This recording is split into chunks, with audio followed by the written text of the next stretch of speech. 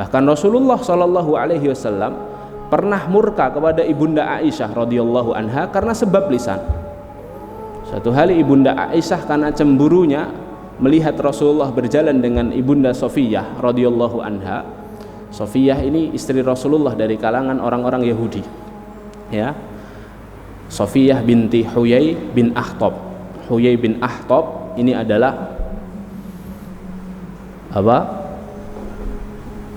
petua orang-orang Yahudi Madinah. Putrinya jadi istri Rasulullah Shallallahu Alaihi Wasallam. Ceritanya panjang, mungkin nanti akan kita ceritakan dalam lain kesempatan. Tapi intinya adalah Safiyah ini adalah keturunan orang Yahudi yang postur tubuhnya memang lebih kecil daripada orang-orang Arab. Maka ibunda Aisyah karena kecemburuannya kepada ibunda Safiyah berkata kepada Rasulullah, "Ya Rasulullah, tahukah kau di antara kami istri-istrimu siapa yang paling kecil postur tubuhnya? Siapa yang paling pendek?" Yang paling pendek adalah Safiyah, karena dia bukan orang-orang Arab, kata ibunda Aisyah. Lalu Rasulullah mencegah perkataan ibunda Aisyah itu dengan menegur ibunda Aisyah dengan perkataan, "Ya Aisyah, wahai istriku Aisyah, wahai Humairah, hentikan perkataanmu. Sesungguhnya apabila perkataanmu itu dimasukkan ke dalam lautan yang suci, maka sesungguhnya lautan yang suci itu akan berubah menjadi najis." Lihatlah hadirin dimuliakan Allah, betapa pentingnya lisan itu perlu untuk dijaga.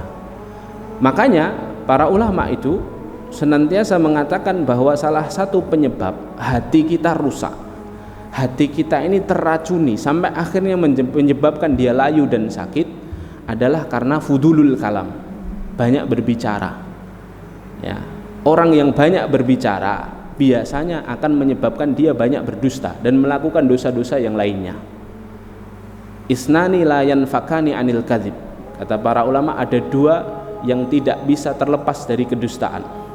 Yang pertama kasratul mawaid, yang kedua kasratul i'tidar. Yang pertama kebanyakan janji. Orang yang banyak janji itu biasanya banyak dobosnya. Ya. Yang kedua kasratul i'tidar. Orang yang banyak alasan. Banyak alasan itu juga biasanya banyakan bohongnya, banyak bumbunya, begitu ya. Banyak bumbunya. Aslinya alasannya bukan itu, ditambah alasannya itu, ya. Banyak janji juga kadangkala ya akhirnya menyebabkan seseorang ini berdusta.